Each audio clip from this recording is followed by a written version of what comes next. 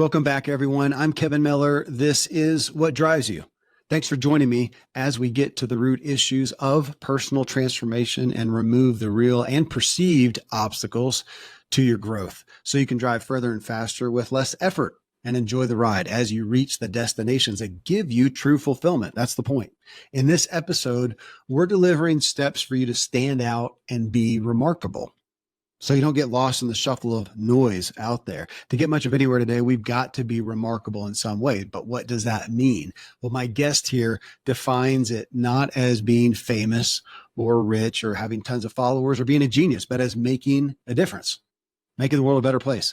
His podcast is called Remarkable People. And after having 200 amazing guests, he's curated just tremendous wisdom in his new book, Think Remarkable: 9 Paths to Transform Your Life and Make a Difference. And he is Guy Kawasaki. Guy's a Silicon Valley legend. If you look him up in Wikipedia, it says Guy Kawasaki is an American marketing specialist, author, and Silicon Valley venture capitalist. He was one of the Apple employees originally responsible for marketing the Macintosh computer line. In 1984, he popularized the word evangelist in marketing the Macintosh, and he became the Apple evangelist. And the concepts of evangelism in marketing and technology, that comes from him, really. Evangelism in general in business. Guy Kawasaki tops the list. The Wikipedia source is interesting, as Guy actually sat on the Wikimedia Foundation Board of Trustees for a time, which is the nonprofit operating entity of Wikipedia. But Guy has written 15 books. This is the third time I've had him on the show. Guy is a truly inspirational and wise guy.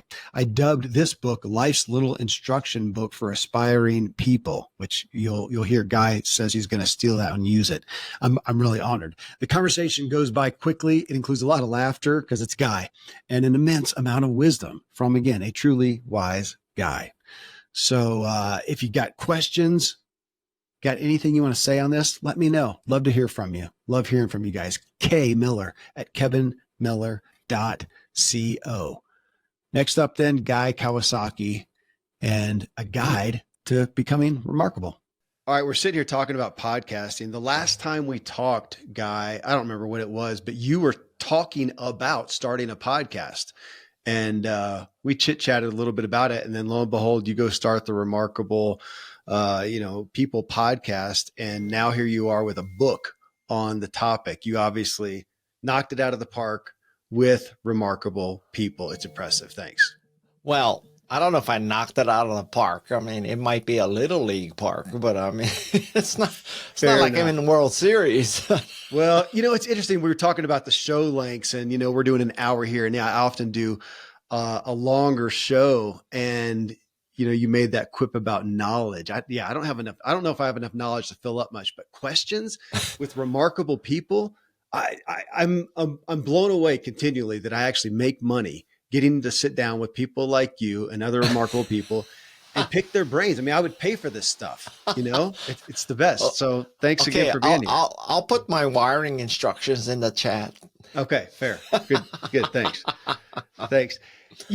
This book, it struck me, Guy, as it brought me back to like Life's Little Instruction Book. H. Jackson Brown back in the day. And it feels like here is a quick, to me, it was a quick read because it's so digestible. It's all stories. And it felt like here's a little instruction book for aspiring people. It is professional, personal, aspiring people. Arthur Brooks calls them striving people, but here's your instruction book. It felt like a legacy piece. Is that relevant? Well, it depends on when I die, but yeah, it could be. That is a great description. I'm going to rip off that description because, I think the use case is that parents and teachers and coaches and principals and superintendents, they give it to young people and they say, here, this will help you figure out your life. And, you're not listening to me, so listen to this guy. He was chief evangelist of Apple and he's chief evangelist of Canva, and you use Canva every day. So, he has some cred. So, he can help you. well, my co-author is Madison Neismer. She's like 26 years old. And I said, so, what book do all of you Gen Z people have? And she said, The Four Agreements. I said, what is the Four Agreements? So then I went and bought the Four Agreements, and it's about some Mayan religion, 12,000 years old. I said, geez, I can do a better book than that. Maybe not though. Well, it was significant. You know what, Guy? I've never done this because we're here to hear you talk and for me to ask you questions. For a minute, though, I'm going to steal something out of the back of the book. Go for it. We're going to start with the end. This is your afterword. And it was significant enough to me that I sent it to my kids, my adult kids. So 6 of my adult kids are actually in a car right now driving to go see the eclipse down in Texas. Yeah. Why aren't you with them? It's this bonsai trip and they're driving all night. Man, I'm not doing it. I'm not doing We're it. too old for that. It'll be cloudy in Texas. So, I don't know. So I sent this. Okay. So hopefully they're in the car. So this is the afterword in Guy's book. Hallam, is that how you say it? Halim Flowers is an activist and artist. Starting at the age of 16, he served 22 years in prison for a murder he did not commit nor aid and abet. While in prison, he became an artist, scholar, and author. I'll just keep going. I asked him what it takes to actualize one's goals, since he was able to actualize many of his goals while in prison. This was his response, and this is why I'm reading it, folks. A remarkable individual is someone who has committed to an outcome in spite of the odds or the circumstances. I could stop right there. I'll read it again. A remarkable individual is someone who has committed to an outcome in spite of the odds or the circumstances. They revisit that goal every moment that they can, even if it's not physically doing something. They're thinking about it. They're envisioning it. They have the audacity to love themselves enough to constantly re-put that mark on their sight, on their heart, on their soul, on their tongue, on their limbs, to work towards something that most people can't see. That's remarkable. That's a remarkable statement. And no it's at the kidding. End of your book, and I'm putting it at the beginning. I mean, I have become friends with Halim. I just saw him a couple of weeks ago, and he had a gallery showing in Carmel, California. And this book came out of interviews with about 225 people, remarkable people like Halim or Jane Goodall, Margaret Atwood, Stacey Abrams, Angela Duckworth. And I at the end of this 5-year process, I have 250 hours and 5,000 pages. And I figured, nobody's going to listen or read that much. So I got to put it into a shorter, life's little instruction book. And Halim, I met towards the end of the writing of this book. And, listen, I don't know if you realize this, but I'm deaf. And being a deaf podcaster is not a trivial task. Okay. So I have a cochlear implant. And, when I tell people that, I say, oh my God, you're so brave. You're so wonderful. You can, be a podcaster while deaf. And I'm thinking, you know what? Not really. I mean, I wasn't in prison for 22 years, right? I wasn't an illegal alien who came across the border with nothing. And I have another person in the book named Andrea Lido-Pete, and she was diagnosed with ALS 10 years ago. And typically ALS, you die after 2 or 3 years. So she's outlived it by 7 years. But when she got diagnosed, she decided that she was going to complete a marathon in all 50 states. And, when you hear stuff like that, you think being deaf is not that big a deal. And Halim's quote absolutely summarizes it. It's like, it's what you accomplish despite what you're working through. Yeah. That's the key. It's like, there is no excuse. You either do it or you don't. Yeah. You inciting the people that you've had on the show and the people you've had out throughout your life, which again, I appreciate the book and so many of the stories and even pictures. That was new. Thanks. I haven't seen pictures in a book in a long time other than reading to the kids. And it is convicting to me. I actually did a show yesterday or the day before, and we talked about meditating some. And I thought, I told folks, that's not something that I grew up with. But look at the books behind me and Yeah. the 250 plus people I've had on my show. And when time after time after time after time they talk about meditating, that makes me think that there's probably some value. And I feel like that's what you did with the book. You're like, so going, okay, here's a concept and here's the stories. Just look at the evidence. I don't know what more to say. And it feels very hard to, it feels to me, honestly, what you wrote feels kind of irrefutable. I mean, you could argue it, but man, here's the results. Here's what people are doing who are Yeah. who are remarkable. And I do want to put in there, and you're an avatar, a muse for this, that not only have you done well in life, the things that we would say success, but you just seem to always be having fun. And who doesn't want to have fun, Yeah. Listen, other than being deaf, man, I my life is kind of perfect. I've been very fortunate, and I don't mean in terms, well, I've been fortunate, not as fortunate as many people in Silicon Valley, but I'm fortunate enough financially. But, I'm on wife 1.0. I have 4 kids. I surf every day.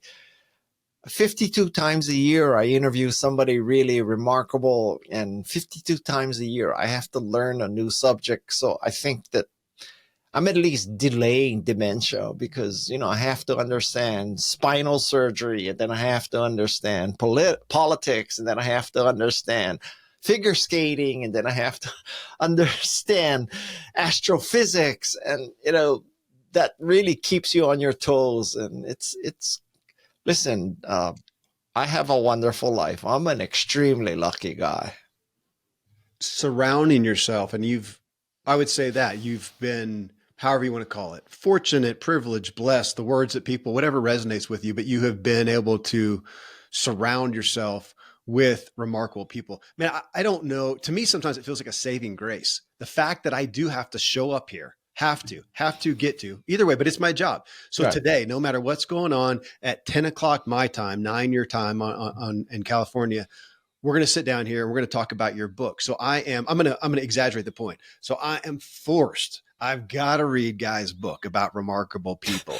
I've got to conceive of these remarkable concepts and what the hell does he mean by being remarkable? And I've got, and I get to, I put that into my system. I'm so grateful. Sometimes I wonder if I didn't do that, I might be in the gutter.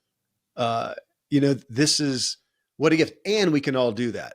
We can all tune in. Like you talk about that. I mean, I appreciate, well, again, so many of your points, but you talk about education, right? I know you're big on education. You're big on formal education, but then you go through the book and you say, hey, there's other ways to be educated. Number 2, read.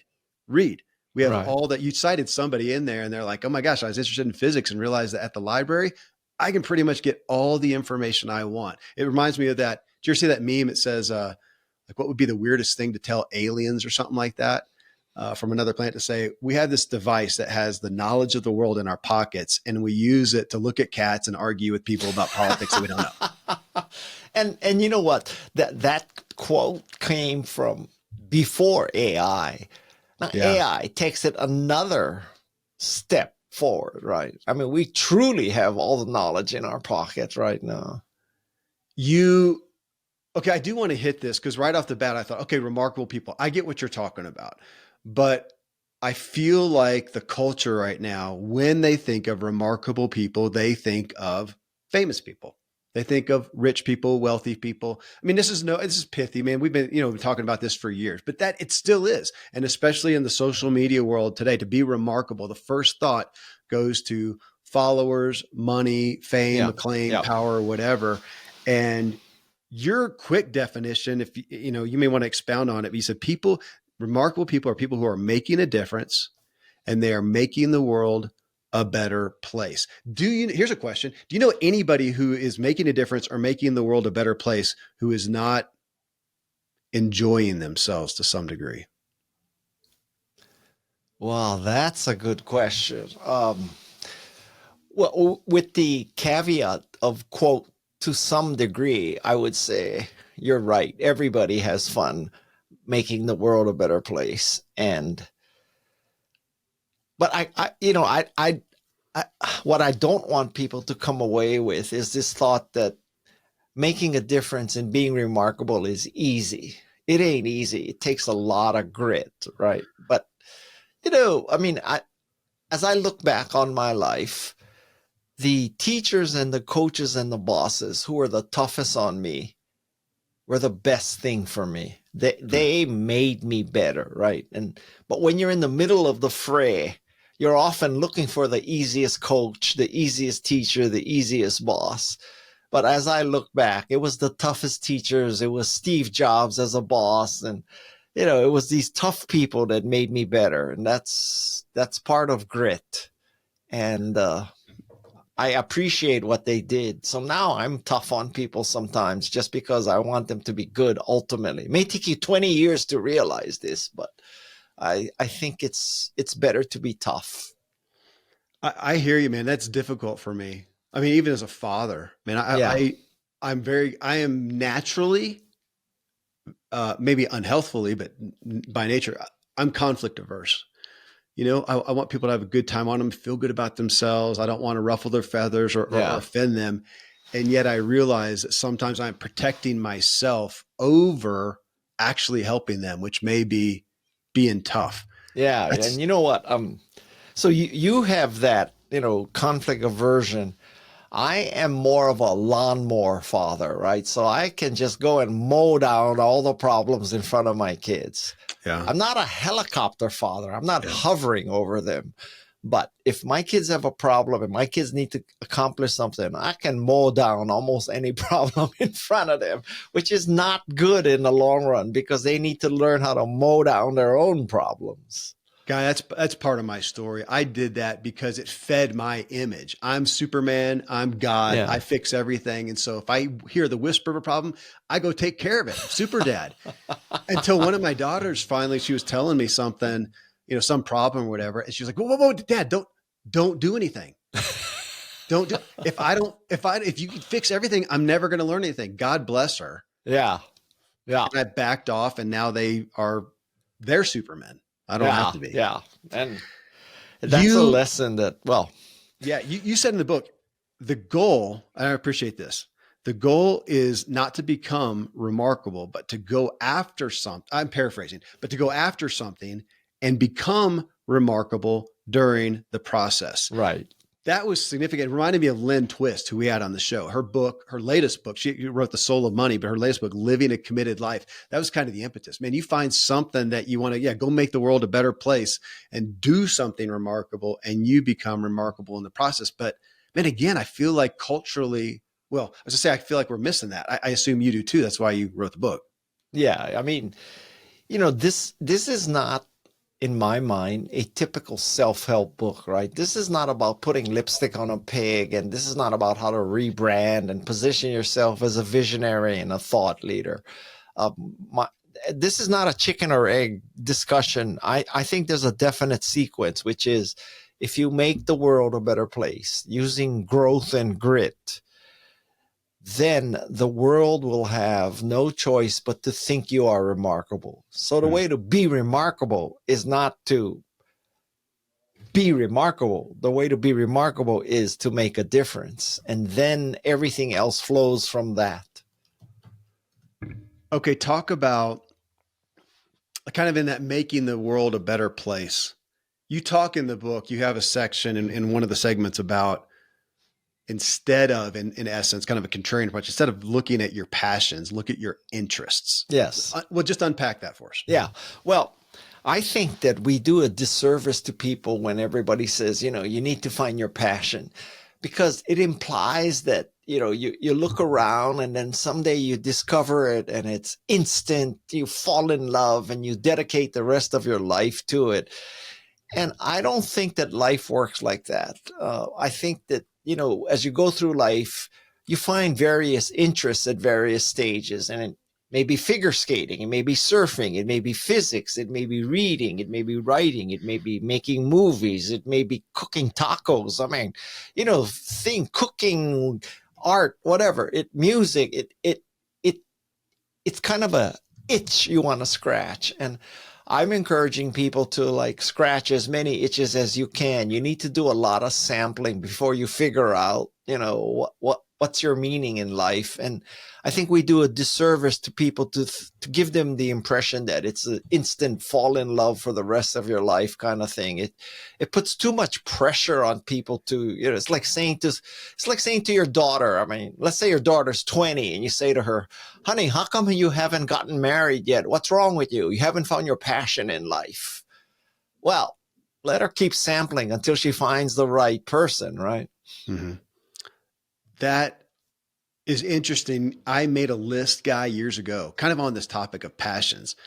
I mean, I've got a lot, from athletic things and outdoor adventures and food and drink and so many things. But I don't want to make a live. I don't want to do them for a living, for a vocation, for one. But I do look at that. How do you feel about the looking? I do tend to find myself in talking to my kids and other people about looking for that thing where you do have some aspect of, call it innate curiosity, which for me is personal growth. I've never tired of that. I could say that about spirituality. I never tire of that. Every day I wake up and I'm curious. I could read another book. I could have another conversation. Well, it's what I do for a living now. I've made a living out of having these conversations. I don't want to go mountain bike every day. I don't want to mountain bike with you. It's my solitary thing. It's something I do for me. Am I passionate about it? Sure. But over here, when you talk about interest, I do look at that. And even looking at what I know of you, Guy, it feels like your same thread of interest, curiosity, you've stayed on that, maybe through different platforms, but Yes. You have found that kind of that, what you said, your meaning in life. Is that relevant? Well, the Japanese have a word called ikigai, which is your sort of meaning in life, the reason you wake up every morning. Mm-hmm. And go on Google and search for the term Japanese living treasure. Okay. There's about 60 of these men and women in Japan, and they have clearly discovered their ikigai.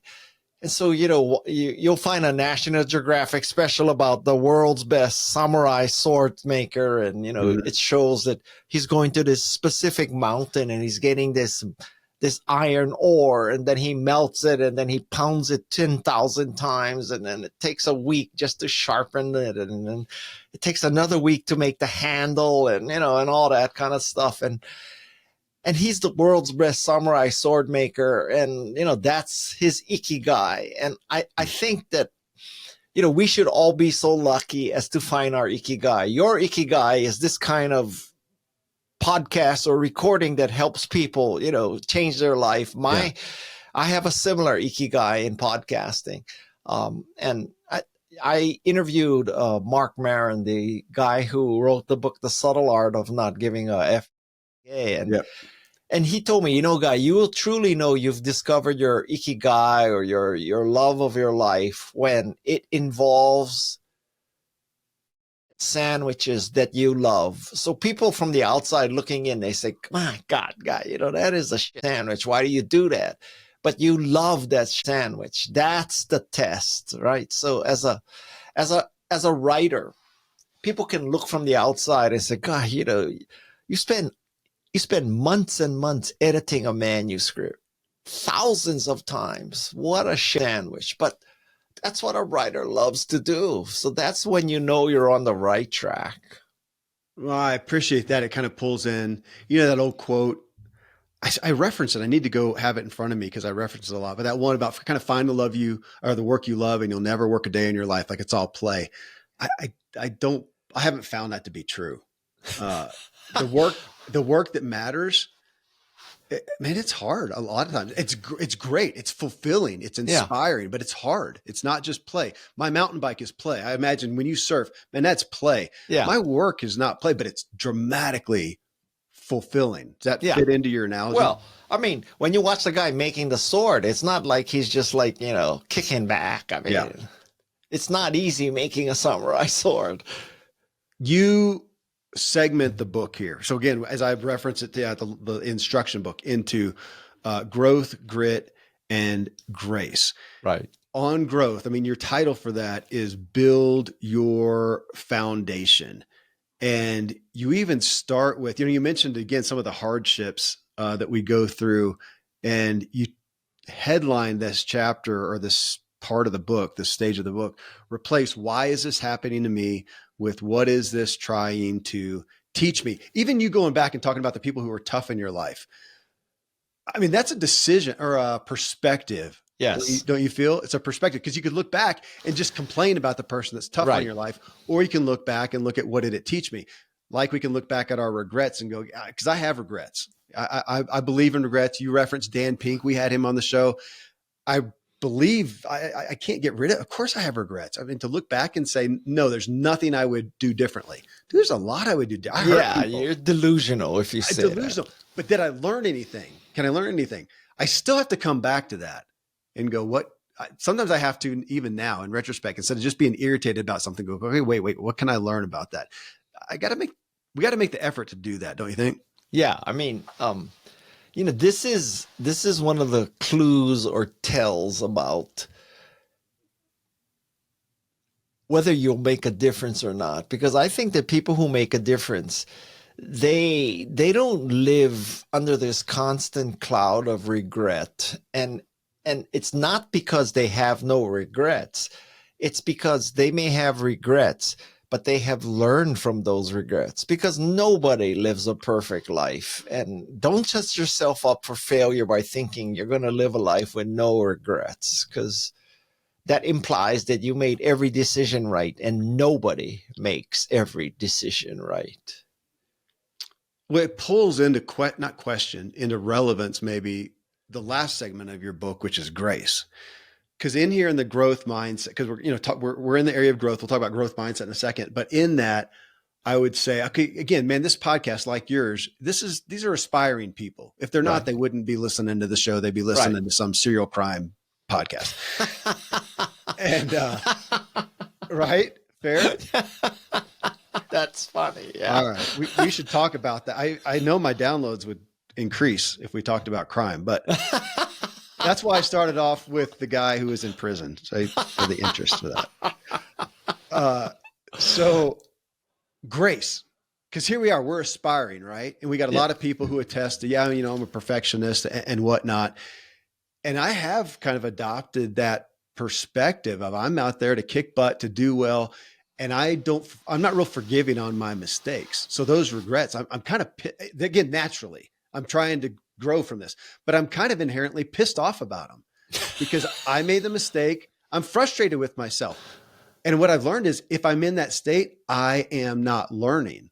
And so back to your ending of your book, or the third part of it, of grace, of I've got to give myself grace. I really want people to hear that. Again, I jumped to the end of the book again, but you broke it into three parts: growth, grit, and grace. Grace. I mean, that's for you to make a third of your book about grace, bringing it up to here. If I'm going to really grow, I've got to put it in there. So I'm saying that, Guy, because I have stunted my growth historically with my desire for growth, but without grace. I imagine you see that a lot. Well, I mean, Kevin, some of it is that, don't be so hard on yourself. Some of it is, it just comes with age, right? Fair. I mean,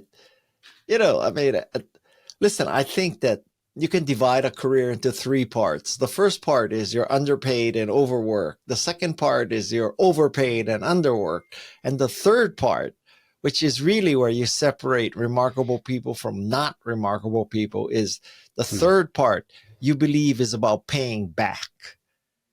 And that's the real test. And, with these 250 interviews over and over again, people talk about they have achieved success and they have done things they wanted to do, and now they feel that they have an obligation to pay back. Yeah. And this decision to pay back is a very good litmus test for, your character. It's the desire to pay back.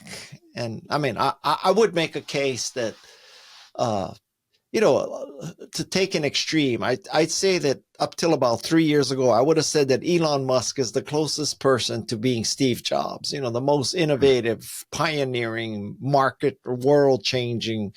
Arguably, he was more innovative than Steve Jobs, because Steve Jobs did computers and devices, but Elon did chips in your head, tunnels, going to Mars, remote internet access with Starlink and electric cars, all across the board, right?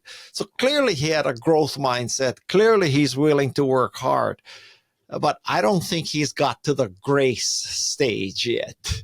You would not associate Elon Musk with grace or graciousness at all, and that's going to be the test for him.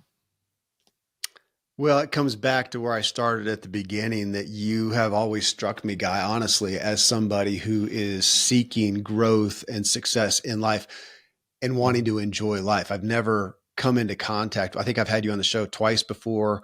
I got to sit down with you at social media. What was it? Marketing World, whatever it is. I don't know, something in San Diego a few years ago. And you never don't miss, or you never miss being able to talk about surfing. It always comes into play.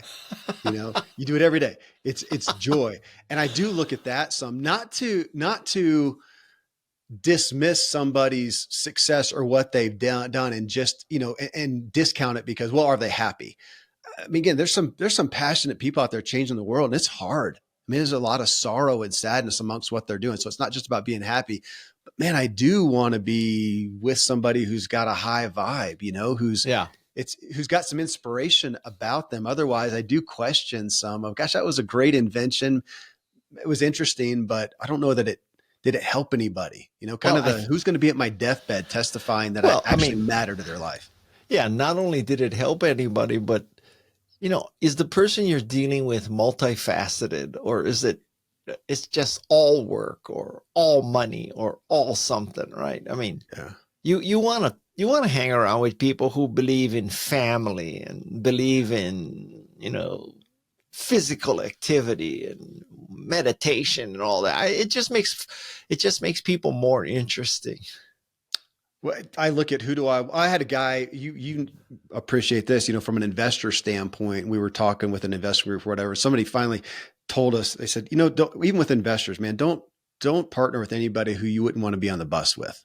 So what do you mean? I wouldn't want to go, you want to go on a road trip with them, would you? Or are you just going to take their money? Yeah. Okay. That's fair. So I would go on a road trip with you. I don't know about Elon. I do appreciate Starlink because I live in a national forest. We have no cell service. We have no internet. We have nothing. And it was totally lame. And now Starlink, it's amazing. Wait, so right now you're on Starlink? Yeah. No, not now. I'm at my office. I'm on fiber now, but at my house, and I do some shows from my house, and we've got raging internet. It's hardly ever been down. So Starlink's impressive. And in this forest, when you're on Starlink, what's your upload speed? Because I had Starlink, but I gave it up because the upload wasn't fast enough. The download was fine. That was fair. Now we're recording in April right now. I've had it for, man, at least a year, maybe longer than that. When we first got it, sometimes the upload speed was really slow. Lately, I feel like it's almost always at least like 15 plus. Yeah, that's good enough. Yeah. It is good enough. Yeah. So it's been, again, it's just, that's the other thing too. It's one of those things you usually get something, then it doesn't perform as well. This performance keeps getting better. So kudos to Elon for that. But I don't know if I'd want to be on a bus with him. Looking at growth. Fair, yeah, I know. Looking at, well, I don't know if I want to be in a bus with him driving the bus. That's for sure. Yeah, or he's going to put the bus on full automation. I know. Yeah, I'm still not. I that's a trust issue. I don't have that much. No. I like my hands on the wheel. Again, this first part, you talk about growth. And I know you've done so much with Carol Dweck. Obviously, she is she's royalty of the growth mindset. And I wanted to ask you, though, as I was reading the book, I thought, where do you feel like there's nobody listening to the show who hasn't heard about the growth mindset? Probably nobody who hasn't heard of Carol Dweck. We've talked about it on the show. I've had some of Carol Dweck's partners and stuff on this show. I'm jealous that you actually had her on the show. I have not had her on my show, actually. But where do you think that we who think we know what a growth mindset is, where do you think we most often miss it? Where do I think you most often miss it? Miss the growth mindset. Like somebody says, oh, yeah, I got it. And you're going, no, you don't. No, you don't. I'm not seeing it. I'm not feeling it.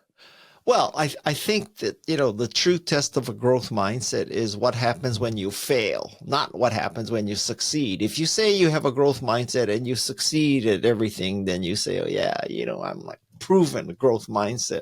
But the true test of a growth mindset is what happens when you fail. Huh. And I would also make the case another test of the growth mindset is, do you believe in helping other people grow, not just yourself? Because the growth mindset implies that you grow beyond selfishness and you grow into grace and you want to help the rest of the world. And I'll give you since there are many people listening to this who, groove on the growth mindset, and the mother of the growth mindset, Carol Dweck. There's a protege of Carol Dweck. Her name is Mary Murphy. And she came up with, I think, a very, very high value add to the growth mindset, which is the growth mindset is primarily inside your head, right? You believe you can grow, you can gain new skills, you can do new things. But that's in your head. And Mary Murphy has pointed out that it also is very important what environment you're in. Because if you have a growth mindset in an organization that has a fixed mindset, you're going to have problems. You need to go and find an organization that believes in the growth mindset as much as you do, or you're going to be very frustrated. Yeah. And so it's not just what's in your head, it's, your environment. I think that's a very important concept for people to get. Reminds me of the blue zones. Yes. I mean, that's one guy I feel stupidly privileged in regards to remarkable people. I am constantly surrounded by remarkable people, whether it's here doing this, whether it's here in my office in town, whether it's, at my home, in the social groups that I hang out with. Again, it feels like somewhat of a saving grace. Like, I don't know. I have compassion for people who don't, because I don't really know what it's like to be around, what do you call it? Toxic people, negative people, people with a fixed mindset. I have compassion. I guess I want to let people, if you're in that, that's hard. That is a hard place to be, and to continue doing this, and, have grace for those folks, but go find some remarkable people, eh?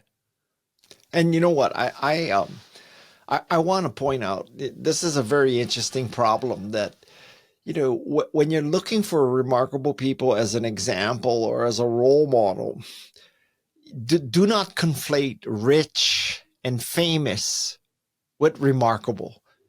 It may be, I'll take an extreme case. It may be that your gardener or the person who is, cooking in a restaurant may be remarkable. You don't know his or her story, right? I mean, for all you know, that her previous generation was illegal aliens that brought her across the U.S.-Mexico border or something, or, you don't know what they're dealing with. You don't know. And so I think that what I've learned, Kevin, over the course of my lifetime is that just about everybody you meet can do something better than you.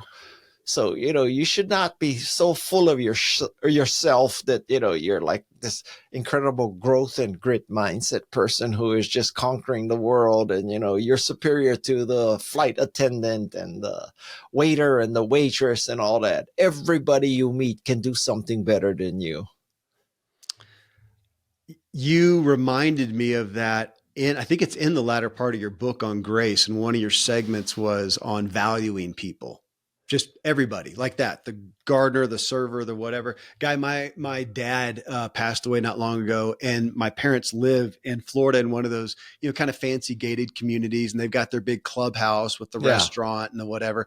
And so we would go over there for lunch, and they'd get out of the car, and from the valet to the host to this server and that server and this person playing music, whatever. They knew everybody. Not only did they know him and know him by name, but the people would come up and give him a hug. And I'm thinking, okay, that's supposed to sound real altruistic, right? Like, oh, they just, they really are sweet to people. That's nice. But I thought, no, they surround themselves with light, because these people are going around with a straight face, just serving everybody, doing their thing. They come to my parents and they glow. And my parents are sitting there getting just socked full of this positive energy. Yeah. I mean, man, this is one of the best self-serving things I've ever seen. Everybody's missing it. And you brought me back to that as you talked about it in your book. Kevin, I think you're proving that the seed does not fall very far from the tree, because you're like that too. Well, man, again, your book, it's such a reminder though. I'm looking, even a minute ago, you said growth, that you see that how you deal with failure. I want people to hear that with all grace to myself, that I have in looking at failure doesn't stop me. I'm not afraid of it. Yeah.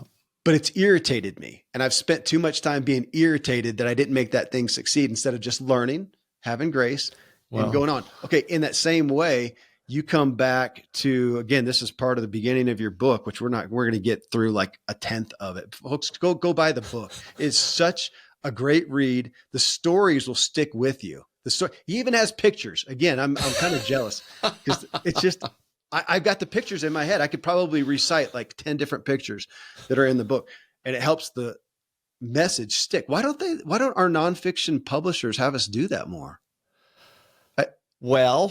I have some theories. So first of all, it makes laying out the book much harder, because all of a sudden, it's one thing to like break a paragraph to the next page, but you got this picture and it's this big. So, it happens right at the end of the page. What do you do with it? So there's that. And then getting the legal rights to a picture is, I got to tell you, it's a major pain in the ass. I mean, it's just so good. I mean, I can see the picture of you with Carol Dweck and your son, right? Yeah. I can see the picture of Halim with the remarkable poster that he, painting that he did. Okay. I sidetracked there. One of the things that stuck out to me in the book, along with grace, and this is a segment that you have, is embrace vulnerability. When I read that, and in knowing you too, and some of the stories you talked about, I put in there also humility, vulnerability, humility.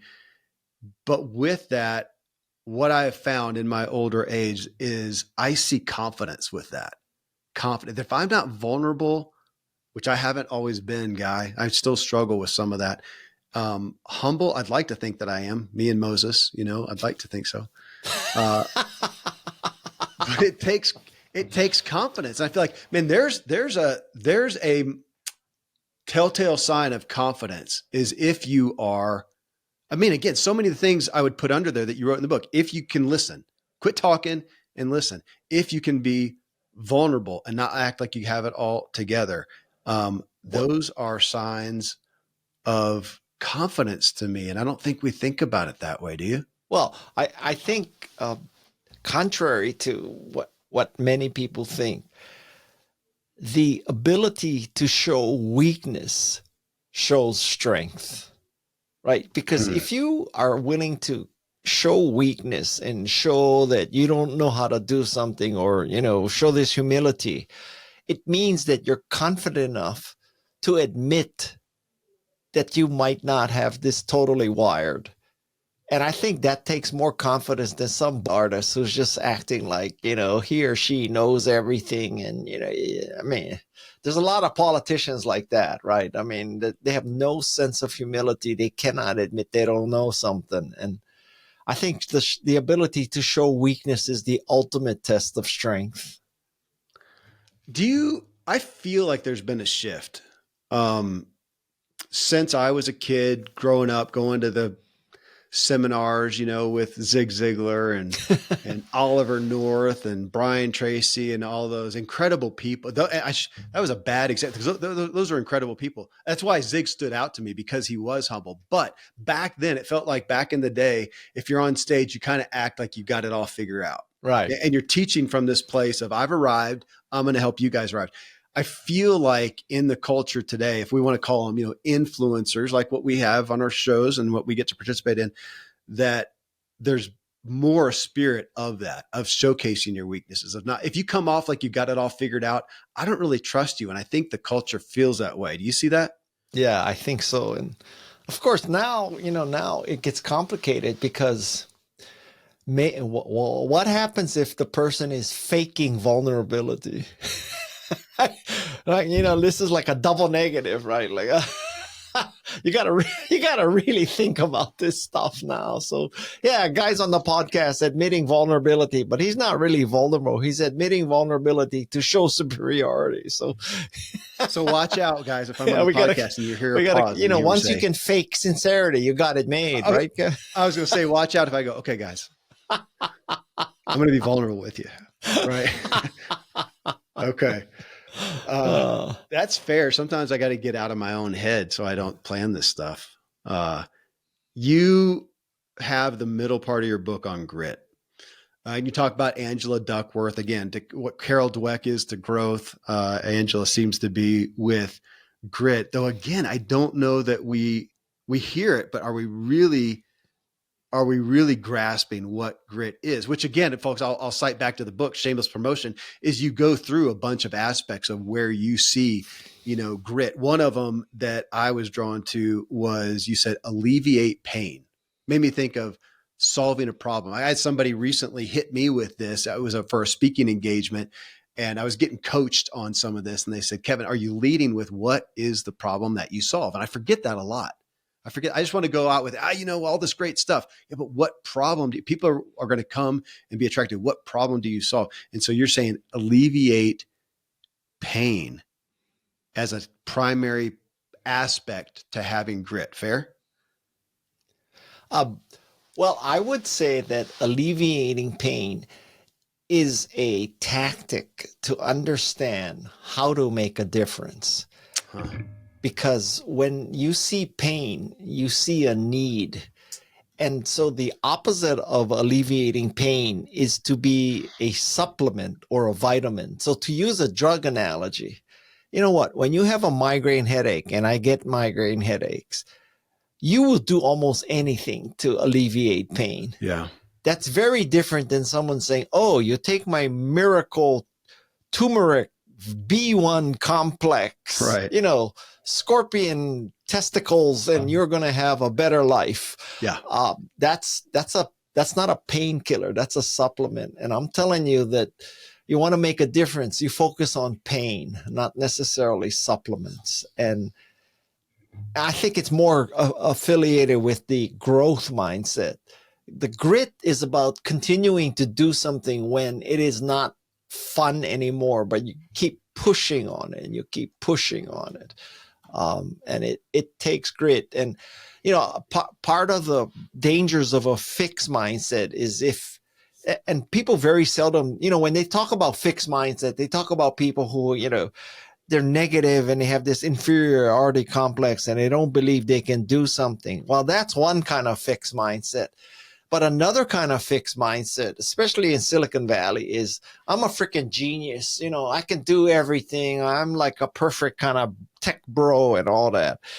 And when you have that fixed mindset that you're perfect and you try to do something new and you find out that you're not so good at it and it's not so easy to succeed, your head explodes because now you're thinking, oh my God, I wasn't meant to take up surfing because I tried it once and I wasn't good. But if you have a growth mindset, you understand that whenever you grow, it's going to be painful. And then that's where grit kicks in, because now, even though your first time surfing, you sucked and you almost drowned and you got hurt and all that. But grit means you keep going back until you figure out how to surf. It brings to mind again that confidence and vulnerability and humility. I mean, you talk about fixed. I keep coming back, Guy, to the danger of fixed beliefs. I have, again, that's been an issue in my own life. And I had a guy named Andy Norman on the show. He wrote a book called Mental Immunity. And we spent the whole time talking about belief. And he was talking about kind of the dangers of our beliefs. When we set something as a belief, like it's a fact, and we attach our identity to it. And now we don't have the ability to be vulnerable with it, to go, I'm willing to set it on the table. Let's question it. Man, I've seen myself and others handicap their grit, their growth, with fixed beliefs as well. I guess that's, even the belief that like what kind of fixed beliefs would handicap you? Believe, well, gosh, the religious is where we started on, some of those some of the absolute truths and certainties. Like I am certain in this thing. And I'm going, no, you're not. You have faith in it. To the best that you've figured out, you have faith in this. But to say it's a certain, you can't, so many of our beliefs, how many can we prove as fact? And yet we believe them. It's, we've had some experience and we believe that, whether it's a spiritual faith, which is an easy one to pick on, that we're not willing to set it out and question it and go, gosh, really? Is that how you do kindness? Is that how you do, is that how you do grace? Well, I think a healthy attitude through life, including when you hear authors on podcasts and you read their book, is skepticism. You should always be skeptical. Yeah. And in my book, I discuss a guy named Dan Simons, and he really opened my eyes to this concept that whenever you hear a story or you hear an assertion, you ask, what's missing? And I'll give you the perfect example, which he gave me, which is lots of people, they tell you, oh, Mark Zuckerberg, Steve Jobs, and Bill Gates didn't finish college. Therefore, it's clear if you want to be successful in life, you don't need college. In fact, college may hurt you. Look at these three examples of the three most successful people in tech, right? Zuckerberg, Jobs, and Gates. Well, Dan Simon says you got to always ask what's missing. So you now know there's three examples of people who are successful without college degrees. But what about all the people who are unsuccessful without college degrees? Mm-hmm. And what about all the people who were successful with college degrees? And they did a study and they figured out that in, 2005 or something, they looked at all the CEOs of all the unicorns. And unicorns, if you're not familiar with the concept, is a company that has achieved a valuation of $1 billion. And every CEO of a unicorn in that year had a college education. So, before you go off thinking, Gates, Jobs, Zuckerberg, they prove you don't need a college degree, you got to ask what's missing? What is the other conditions that, what are the other cases in this matrix? And that's a very important concept that you ask what's missing. Otherwise, I would make the case, if somebody says that to you, you say, okay, so in the history of recent business, you can give me 3 examples of people who succeeded without college education. That's 3 over 30 or 40 years. I mean, I don't see a pattern there. I just see 3 isolated stories. Yeah. Well, it's a good analogy, Guy, because I never stepped 1 foot in school, in formal school, in college. I barely made it out of high school. Yeah. And the 250 plus books behind me and guests that I've had on the show, I bet it's 5%, 3% less that don't have a college degree. Yeah. So that's, again, highly relevant. Yeah. Well, you know what? You also got to ask, so did the not going to college have a causal effect? And maybe it did, but you have to ask the question, okay, so Kevin is obviously successful. He didn't go to college, but did not going to college cause his success? Because you could make the case, well, Kevin also wears black mock turtlenecks and he's successful. So I'll just buy black mock turtleneck and I'll be successful too. That's correlation. That's not causation. Right. Right. And mine wasn't some theory. I was a pro cyclist. I was off doing my thing. I did what I did. None of those guys went to college either, at least not then. One thing I wanted to hit on grit, Guy, that I feel like, so you've got the title of grit, for the second stage of your book here, the middle part. And then you go through, of course, all these different areas. And what I felt from you and what I read between the lines, and some of it you actually spoke to specifically, is grit it comes from purpose. When we talk about that, it's such a pithy statement, but I felt like that's what it belies. We can talk about grit, but what you showcase, I feel like in the book is we're looking for purpose. What do you care about? What do you want to change? I mean, you go through the aspects of, alleviating pain. One of your titles was what pisses you off? Oh, that's great. Because we're looking at that thing of back to passions. Oh, what are you passionate about? I think it was Lynn Twist, again, to cite her, who said, and what breaks your heart? What breaks your Right. heart?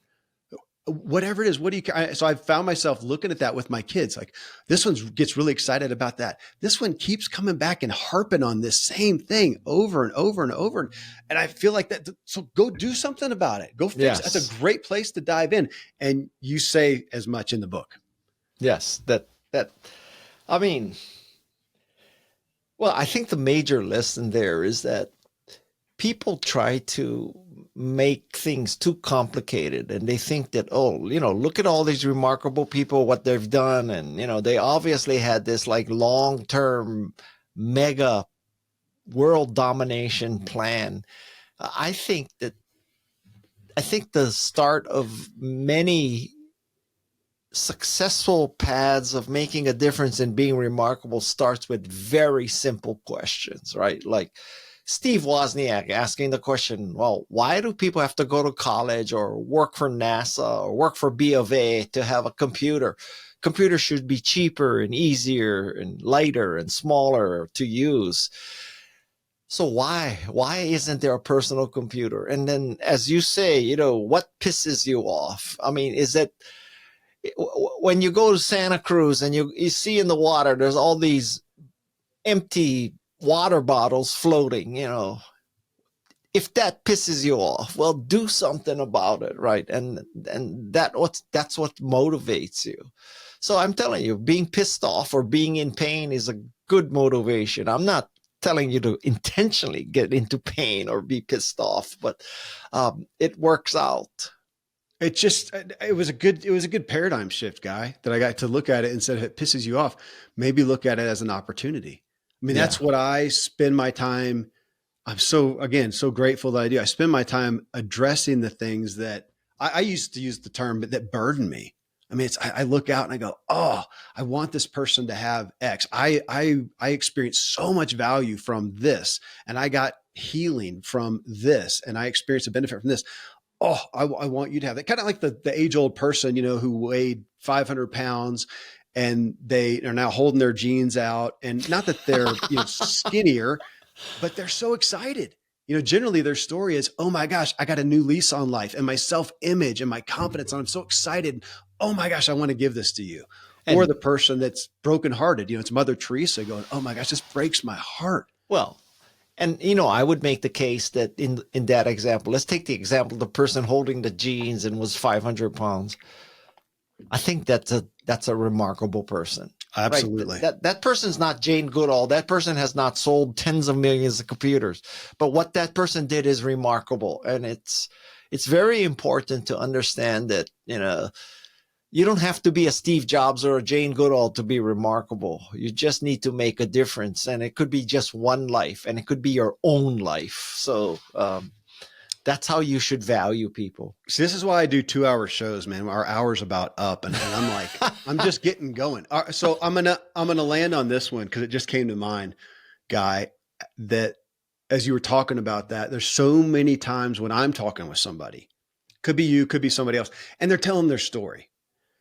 And I'm hearing it and I'm going, holy smokes, that whatever they did, something that they did, they experienced, that they went through is remarkable to me. And yet to them, it's just conversation. Oh yeah. It's just whatever. And I realized that with me back when we started putting kind of my branding stuff together, and they were looking and going, dude, you were a pro cyclist? You talk about that nowhere. It's not even in your bio. Gosh, that was like a lifetime ago.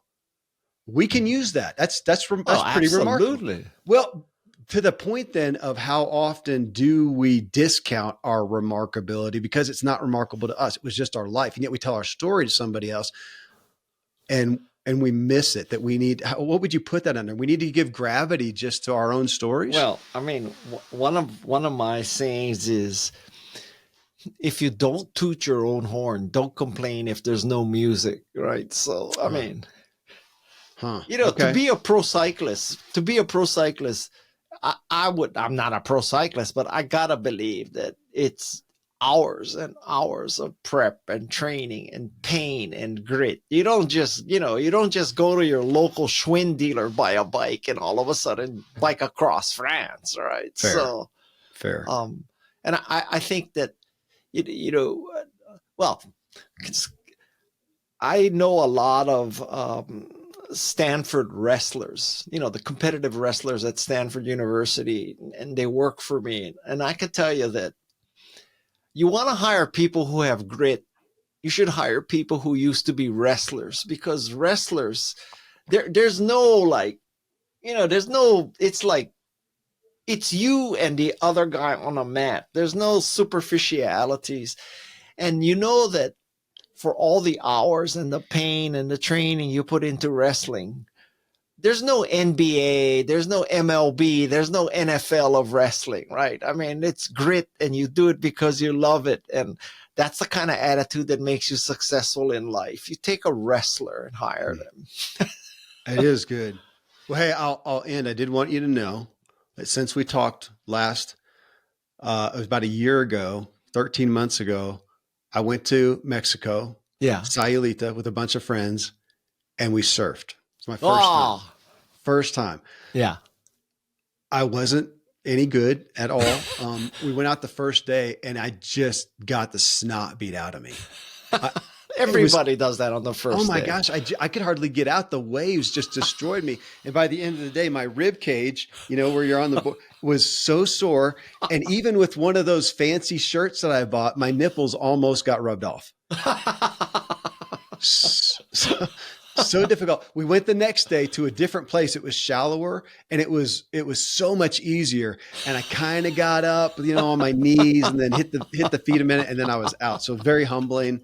So hats off to you that you can surf. But see, Kevin, that proves that you have a growth mindset, because you could have said, I'm not interested in surfing. I'll just sit here and drink my margarita and, watch NFL highlights, or I'll watch the 2021 replay of the Le Mans, or, whatever, Right. whatever.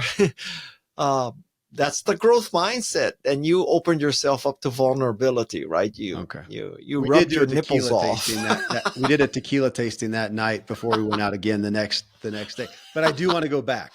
I got enough of it just to kind of feel what it might be like, and now I see people surfing and going, "Oh, I got to be able to do that." So maybe someday I'll end up out with you. I don't know how old you are, but you're not 60. So I started surfing at 60. So however many years you can wait. I'm 53 now. I was 52. So I need to get out again.